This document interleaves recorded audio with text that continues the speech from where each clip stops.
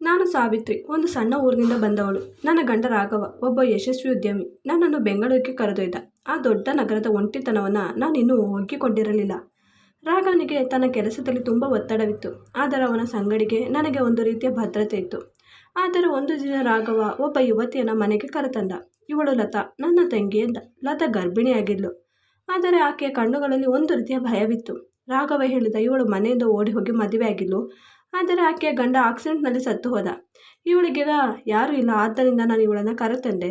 ಅವನು ಈ ವಿಷಯವನ್ನು ಯಾರಿಗೂ ಹೇಳದಂತೆ ವಿಶೇಷವಾಗಿ ನನ್ನ ಕುಟುಂಬಕ್ಕೆ ದೇವರ ಪ್ರಮಾಣ ಮಾಡಿಸಿದ. ನಾನು ಒಪ್ಪಿಕೊಂಡೆ. ಆದರೆ ಲತಾಳ ಒಡನಾಟದಲ್ಲಿ ಏನೋ ವಿಚಿತ್ರವಿತ್ತು. ಆಕೆ ಸದಾ ಶಾಂತವಾಗಿರ್ತಿದ್ಲು, ಯಾರೊಂದಿಗೆ ಹೆಚ್ಚು ಮಾತಾಡ್ತಾ ಇರಲಿಲ್ಲ. ರಾಘವ ಕೂಡ ಆಕೆಯ ಸುತ್ತ ಸುಮ್ಮನಿರ್ತಿದ್ದ. ಒಂದು ರಾತ್ರಿ ರಾಘವ, ನಾನು ಹಾಲ್ನಲ್ಲಿ ಮಲ್ಕೋತೇನೆ ಎಂದು ಹೇಳಿ ಹೊರಟ. ಆದರೆ ಆ ರಾತ್ರಿ ನಾನು ಕಿಚನ್ಗೆ ಹೋದಾಗ ರಾಘವ ಹಾಲ್ನಲ್ಲಿರಲಿಲ್ಲ. ನಾನು ಎಲ್ಲೆಡೆ ಹುಡುಕಿದೆ. ಕೊನೆಗೆ ಲತಾಳ ಕೋಣೆಯ ಬಾಗಿಲ ಬಳಿ ನಿಂತಾಗ ಒಳಗಿನಿಂದ ಒಂದು ಶಬ್ದ ಕೇಳಿಸಿತು. ಬಾಗಿಲನ್ನು ತೆರೆದಾಗ ರಾಘವ ಲತಾಳ ಕೋಣೆಯಲ್ಲಿ ಮಲಗಿದ್ದ. ಆ ದೃಶ್ಯ ನನ್ನನ್ನು ಆಘಾತಗೊಳಿಸಿತು. ಲತಾ ರಾಘವನ ತಂಗಿ ಅಲ್ಲ ಎಂಬ ಶಂಕೆ ನನ್ನನ್ನು ಕಾಡಿತು.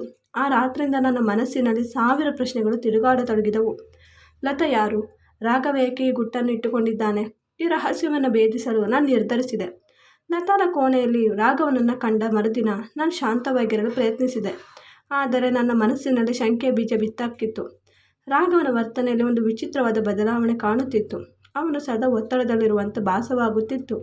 ಲತಾಳೊಂದಿಗೆ ಒಂಟಿಯಾಗಿ ಮಾತನಾಡುವುದನ್ನು ತಪ್ಪಿಸುತ್ತಿದ್ದ. ಲತಾಳು ಕೂಡ ತನ್ನ ಕೋಟೆಯಿಂದ ಹೊರಗೆ ಬರುವುದು ಕಡಿಮೆಯಾಗುತ್ತು. ಒಂದು ದಿನ ರಾಘವ ಕಚೇರಿಗೆ ಹೋದಾಗ ನಾನು ಲತಾಳ ಕೋಣೆಗೆ ಹೋದೆ. ಆಕೆಯ ಬಳಿಯಿರುವ ಕೆಲವು ವಸ್ತುಗಳನ್ನು ಪರಿಶೀಲಿಸಲು ನಿರ್ಧರಿಸಿದೆ. ಆಕೆಯ ಟೇಬಲ್ ಮೇಲೆ ಒಂದು ಹಳೆಯ ಡೈರಿ ಇತ್ತು. ಆದರೆ ಅದು ಲಾಕ್ ಆಗಿತ್ತು. ಒಂದು ಫೋಟೋ ಆಲ್ಬಮ್ ಕಂಡಿತ್ತು. ಆದರೆ ಅದರಲ್ಲಿ ಲತಾ ಮತ್ತು ರಾಘವನ ಒಂದೇ ಒಂದು ಫೋಟೋ ಇಡಲಿಲ್ಲ. ಇದು ನನ್ನ ಶಂಕೆಯನ್ನು ಇನ್ನಷ್ಟು ಹೆಚ್ಚಿಸಿತು. ಆ ರಾತ್ರಿ ರಾಘವನನ್ನು ಎದುರಿಸಲು ನಿರ್ಧರಿಸಿದೆ.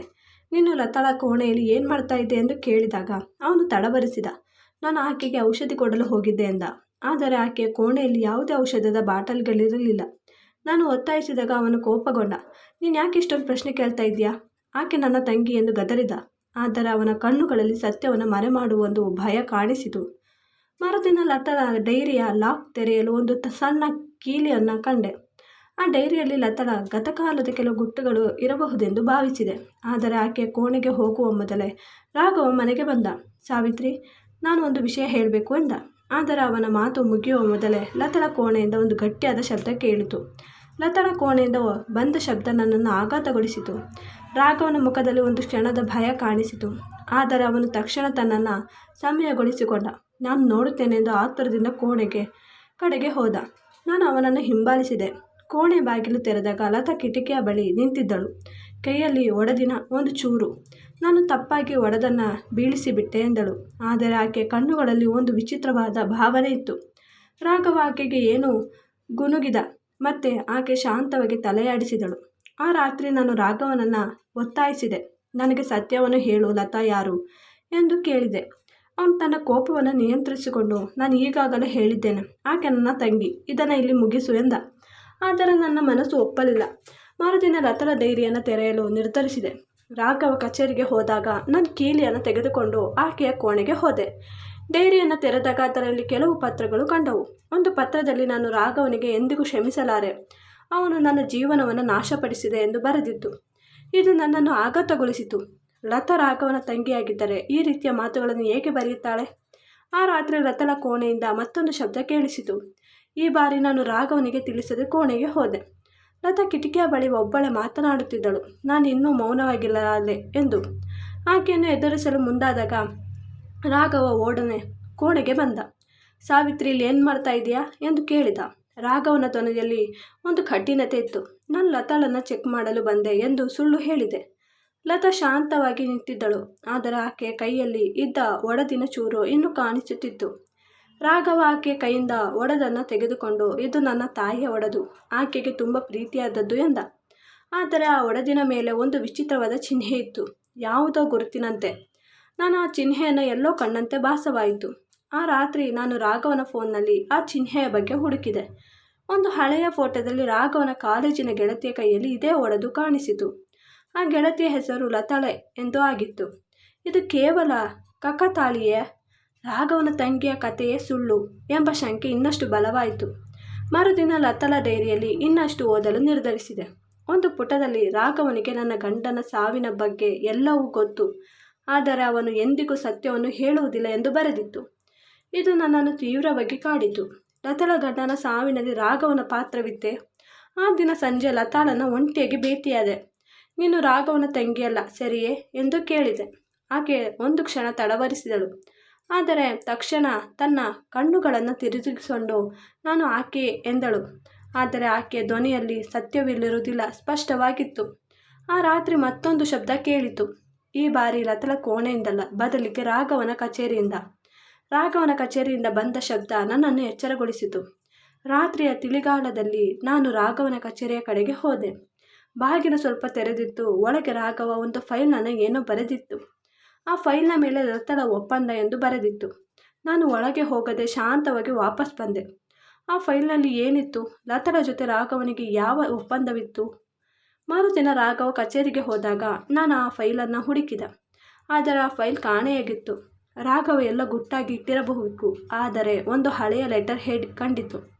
ಅದರಲ್ಲಿ ಒಂದು ವಕೀಲನ ಹೆಸರು, ಒಂದು ಆಕ್ಸಿಡೆಂಟ್ ಕೇಸ್ನ ವಿವರಗಳಿತ್ತು. ಆ ಆಕ್ಸಿಡೆಂಟ್ ಲತಾಳ ಗಂಡನದ್ದು ಎಂದು ನಾನು ಊಹಿಸಿದೆ. ಆ ಲೆಟರ್ ಹೆಡ್ನಲ್ಲಿ ರಾಘವನ ಕಂಪನಿಯ ಹೆಸರು ಕೂಡ ಇತ್ತು. ಇದು ರಾಘವನನ್ನು ಆ ಆಕ್ಸಿಡೆಂಟ್ಗೆ ಸಂಬಂಧಿಸಿದೆ. ನಾನು ಆ ವಕೀಲನನ್ನು ಭೇಟಿಯಾಗಲು ನಿರ್ಧರಿಸಿದೆ. ಆದರೆ ಅದಕ್ಕೂ ಮೊದಲು ಲತಾಳ ಡೈರಿಯಲ್ಲಿ ಇನ್ನೊಂದು ಸುಳಿವು ಕಂಡಿತು. ರಾಘವನಿಗೆ ಎಲ್ಲವೂ ಗೊತ್ತು, ಆದರೆ ಅವನು ತನ್ನ ದೋಷವನ್ನು ಒಪ್ಪಿಕೊಳ್ಳಲಿಲ್ಲ. ನಾನು ಸತ್ಯವನ್ನು ಹೇಳಿದರೆ ಎಲ್ಲವೂ ಮುಗಿಯುತ್ತದೆ ಎಂದು ಬರೆದಿತ್ತು. ಇದು ನನ್ನನ್ನು ಇನ್ನಷ್ಟು ಗೊಂದಲಕ್ಕೀಡು ಮಾಡಿತು. ಆ ರಾತ್ರಿ ಲತಾ ತನ್ನ ಕೋಣೆಯಿಂದ ಹೊರಬಂದು, ಸಾವಿತ್ರಿ, ನಿನಗೆ ಸತ್ಯ ಗೊತ್ತಾದರೆ ನೀನು ರಾಘವನನ್ನು ಕ್ಷಮಿಸಲಾರೆ ಎಂದಳು. ಆಕೆಯ ಮಾತುಗಳು ನನ್ನ ಹೃದಯವನ್ನು ಚುಚ್ಚಿದವು. ಆದರೆ ಆಕೆ ಇನ್ನಷ್ಟು ಹೇಳುವ ಮೊದಲೇ ರಾಘವ ಮನೆಗೆ ಬಂದ. ಲತಾ, ನಿನ್ನ ಕೋಣೆಗೆ ಹೋಗು ಎಂದು ಗದರಿದ. ಲತಾಳ ಮಾತುಗಳು ನನ್ನ ಮನಸ್ಸಿನಲ್ಲಿ ಕಾಡುತ್ತಿದ್ದವು. ರಾಘವನ ಗುಟ್ಟು ಏನಿರಬಹುದು? ನಾನು ಆ ವಕೀಲನನ್ನು ಭೇಟಿಯಾಗಲು ನಿರ್ಧರಿಸಿದೆ. ವಕೀಲ ಶಿವರಾಮ್ ಒಬ್ಬ ಹಿರಿಯ ವಕೀಲ. ಆ ಆಕ್ಸಿಡೆಂಟ್ ಕೇಸ್ನ ಬಗ್ಗೆ ಮಾಹಿತಿ ನೀಡಿದ. ಆ ಆಕ್ಸಿಡೆಂಟ್ ಒಂದು ಸಾಮಾನ್ಯ ಘಟನೆ ಅಲ್ಲ. ಲತಾಳ ಗಂಡ ರಾಹುಲ್ ರಾಘವನ ಕಂಪನಿಯ ಕಾರಿನಿಂದಾಗಿ ಸತ್ತಿದ್ದ. ಆದರೆ ರಾಘವನ ಕಂಪನಿ ಈ ಜವಾಬ್ದಾರಿಯನ್ನು ಒಪ್ಪಿಕೊಳ್ಳಲಿಲ್ಲ ಎಂದ. ಶಿವರಾಮ್ ಒಂದು ದಾಖಲೆಯನ್ನು ತೋರಿಸಿದ. ಅದರಲ್ಲಿ ರಾಘವನ ಕಂಪನಿಯ ಚಾಲಕನಿಗೆ ಆ ದಿನ ರಾತ್ರಿ ಕಾರನ್ನು ಓಡಿಸಲು ಸೂಚನೆ ನೀಡಲಾಗಿತ್ತು. ಆದರೆ ರಾಘವ ಈ ಎಲ್ಲವನ್ನು ಮರೆಮಾಡಿದ್ದ. ನಾನು ಮನೆಗೆ ವಾಪಸ್ ಬಂದಾಗ ಲತಾಳನ್ನು ಎದುರಿಸಿದೆ. ನಿನ್ನ ಗಂಡನ ಸಾವಿನ ಬಗ್ಗೆ ರಾಘವನಿಗೆ ಗೊತ್ತಿತ್ತೆ ಎಂದು ಕೇಳಿದೆ. ಆಕೆಯ ಕಣ್ಣುಗಳು ತೇವವಾದವು. ಅವನಿಗೆ ಎಲ್ಲವೂ ಗೊತ್ತು, ಆದರೆ ಅವನು ನನ್ನನ್ನು ತನ್ನ ತಂಗಿ ಎಂದು ಕರೆದು ಈ ಗುಟ್ಟು ಮರೆಮಾಡಿದ ಎಂದಳು. ಲತಾ ತನ್ನ ಕಥೆಯನ್ನು ಹೇಳಿದಳು. ಆಕೆ ರಾಘವನ ಕಾಲೇಜಿನ ಗೆಳತಿಯಾಗಿದ್ಲು, ಆದರೆ ರಾಘವ ಆಕೆಯನ್ನು ತೊರೆದಿದ್ದ. ಆಕೆ ರಾಹುಲನ ಮದುವೆಯಾಗಿದ್ದಳು, ಆದರೆ ರಾಹುಲ್ನ ಸಾವಿನ ನಂತರ ರಾಘವ ಆಕೆಯನ್ನು ತನ್ನ ಮನೆಗೆ ಕರೆತಂದಿದ್ದ. ಅವನು ನನ್ನನ್ನು ತನ್ನ ತಂಗಿ ಎಂದು ಕರೆದ, ಆದರೆ ಇದರ ಹಿಂದೆ ಒಂದು ದೊಡ್ಡ ಗುಟ್ಟಿದೆ ಎಂದಳು. ಆ ರಾತ್ರಿ ರಾಘವ ಮನೆಗೆ ಬಂದಾಗ ನಾನು ಎಲ್ಲವನ್ನೂ ಎದುರಿಸಿದೆ. ರಾಘವ, ಲತಾ ನಿನ್ನ ಗೆಳತಿ ತಂಗಿಯಲ್ಲ ಸರಿಯೇ ಎಂದು ಕೇಳಿದೆ. ರಾಘವ ಒಂದು ಕ್ಷಣ ಶಾಂತನಾದ. ಆದರೆ ತಕ್ಷಣ ನೀನು ತಪ್ಪಾಗಿ ತಿಳಿದುಕೊಂಡಿದೆಯೇ ಅಂದ. ರಾಘವನ ಮಾತುಗಳು ಸತ್ಯವೆಂದು ಭಾಸಲಿಲ್ಲ. ಲತಾಳ ಡೈರಿಯಲ್ಲಿ ಆಕೆಯ ಗಂಡನ ಸಾವಿನ ಬಗ್ಗೆ ರಾಘವನಿಗೆ ಗೊತ್ತಿರುವುದು ಸ್ಪಷ್ಟವಾಗಿತ್ತು. ಆದರೆ ರಾಘವನ ಕಂಪನಿಯ ಚಾಲಕನ ಆ ಆಕ್ಸಿಡೆಂಟ್ಗೆ ಕಾರಣವಾಗಿದ್ದಾನೆ ಎಂಬುದು ನನಗೆ ಆಘಾತ ಉಂಟು ಮಾಡಿತು. ನಾನು ರಾಘವನನ್ನು ಎದುರಿಸಿದೆ. ರಾಘವ, ರಾಹುಲ್ನ ಸಾವಿನ ಹಿಂದೆ ನಿನ್ನ ಕಂಪನಿಯ ಕೈವಾಡವಿತ್ತೆ ಎಂದು ಕೇಳಿದ.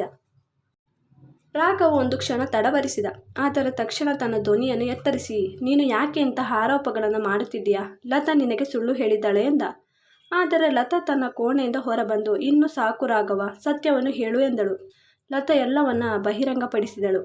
ರಾಘವನ ಕಂಪನಿಯ ಚಾಲಕ ಆ ಆಕ್ಸಿಡೆಂಟ್ನಲ್ಲಿ ರಾಹುಲನ್ನು ಕೊಂದಿದ್ದ. ರಾಘವ ಈ ಘಟನೆಯನ್ನು ಮರೆಮಾಡಲು ಲತಾಳನ್ನು ತನ್ನ ಮನೆಗೆ ಕರೆತಂದಿದ್ದ. ಆಕೆಯನ್ನು ತನ್ನ ತಂಗಿಯನ್ನು ಪರಿಚಯಿಸಿದ್ದ. ಅವನಿಗೆ ತನ್ನ ಕಂಪನಿಯ ಗೌರವವನ್ನು ಕಾಪಾಡಿಕೊಳ್ಳಬೇಕಿತ್ತು ಎಂದಳು ಲತಾ. ರಾಘವ ತಲೆ ತಗ್ಗಿಸಿದ. ನಾನು ತಪ್ಪು ಮಾಡಿದೆ ಸಾವಿತ್ರಿ, ಆದರೆ ನಾನು ಲತಾಳನ್ನು ರಕ್ಷಿಸಲು ಬಯಸಿದೆ ಎಂದ. ಆದರೆ ಲತಾಳ ಕಣ್ಣುಗಳಲ್ಲಿ ಕೋಪವಿತ್ತು. ನೀನು ನನ್ನನ್ನು ರಕ್ಷಿಸಲಿಲ್ಲ ರಾಘವ, ನಿನ್ನ ಗುಟ್ಟನ್ನು ರಕ್ಷಿಸಿದೆ ಎಂದಳು. ಆ ರಾತ್ರಿ ಲತಾ ಮನೆಯಿಂದ ಹೊರಟು ಹೋದಳು. ನಾನು ರಾಘವನನ್ನು ಎದುರಿಸಿದೆ. ನೀನು ಈ ಗುಟ್ಟನ್ನು ಏಕೆ ಇಟ್ಟುಕೊಂಡೆ ಎಂದು ಕೇಳಿದೆ. ರಾಘವ ತನ್ನ ತಪ್ಪನ್ನು ಒಪ್ಪಿಕೊಂಡ. ನಾನು ಲತಾಳನ್ನು ಪ್ರೀತಿಸುತ್ತಿದ್ದೆ, ಆದರೆ ಆಕೆ ರಾಹುಲ್ನನ್ನು ಮದುವೆಯಾದಾಗ ನಾನು ಆಕೆಯನ್ನು ತೊರೆದೆ. ಆದರೆ ಆಕೆಯ ಗಂಡನ ಸಾವಿನಿಂದ ನನಗೆ ಒಂದು ಅವಕಾಶ ಸಿಕ್ಕಿತು. ನಾನು ತಪ್ಪು ಮಾಡಿದೆ ಎಂದ.